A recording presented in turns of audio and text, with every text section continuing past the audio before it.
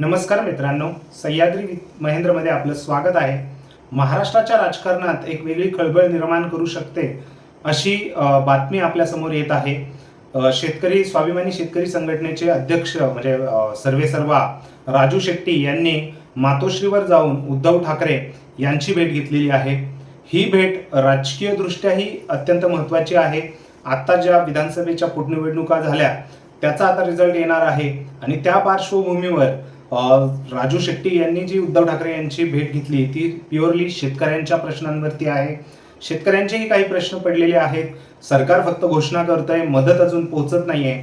या सर्व विषयांचा आपण काय प्रकार आहे आणि का या भेटीला इतकं महत्त्व आलेलं आहे तो विषय समजून घेणार आहोत या व्हिडिओद्वारे.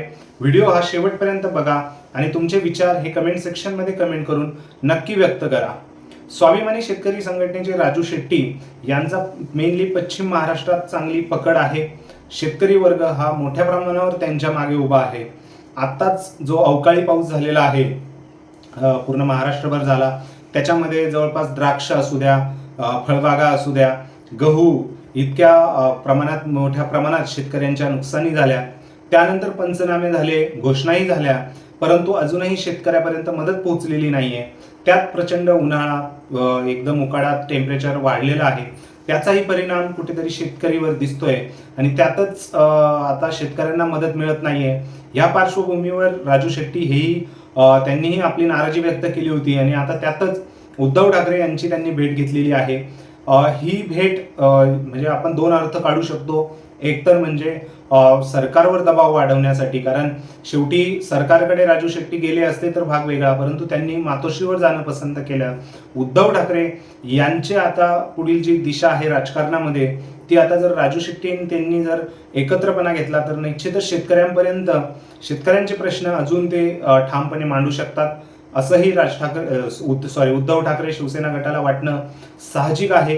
कारण पुणे जिल्ह्यामध्ये शिवसेना म्हणजे चांगलं त्यांचं वर्चस्व आहे, कोकणातही आहे. सो जे पश्चिम महाराष्ट्रात आपण जे बोलतोय की पश्चिम महाराष्ट्रातला वर्ग हा राजू शेट्टी आणि उद्धव ठाकरे जर एकत्र आले तर निश्चितच महायुतीला टक्कर देण्यासाठी किंवा महायुतीचं टेन्शन वाढवण्यासाठी पुरेसं आहे.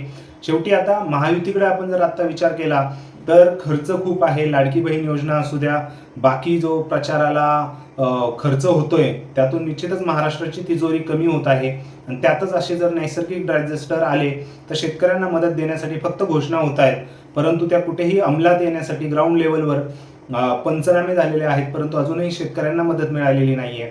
सो निश्चितच हे बघता कुठेतरी सरकारवर दबाव आणण्यासाठी राज ठाकरे आणि राजू शेट्टी एकत्र येत आहेत. राजकीय जरी ते एकत्र आले तर निश्चितच महायुतीची ते कुठेतरी अजून त्यांना आपण काय म्हणतो त्यांना एक संघर्ष मोठा उभा करू शकतात, त्यांच्यावर प्रेशर आणू शकतात. कारण महाविकास आघाडीमध्ये जसं काँग्रेस, राष्ट्रवादी काँग्रेस यांनी थोडीशी नमती भूमिका घेतलेली आहे, ते बघता शिवसेना उद्धव ठाकरे गट हा निश्चितच राजू शेट्टी यांच्याकडे जाऊ शकतो आणि त्यातूनच राजकारणात काही बदल घडून महाराष्ट्राच्या हितासाठी निर्णय होऊ शकतात. महायुतीमध्ये सध्या फक्त एकमेकांच्या जागा असू द्या, इंटरनल संघर्षही आपल्याला बघायला मिळतोय. शेवटी विरोधी पक्ष नसला तर इंटरनल संघर्ष होणार, परंतु कुठेतरी विरोधी पक्ष यामुळे अजून मजबूत होईल, महाविकास आघाडी अजून मजबूत होईल का असा प्रश्न आहे. राजू शेट्टी तुम्ही सांगा मला की राजू शेट्टी आणि उद्धव ठाकरे एकत्र आले तर महाराष्ट्राच्या राजकारणात आणि किंवा महाविकास आघाडीमध्ये अजून बळकटी येईल का, ते नक्की कमेंट सेक्शनमध्ये कमेंट करून व्यक्त करा. व्हिडिओ आवडला असल्यास लाईक करा आणि आपल्या चॅनलला सबस्क्राईब करायला विसरू नका. भेटूया पुढच्या व्हिडिओमध्ये. तोपर्यंत जय महाराष्ट्र.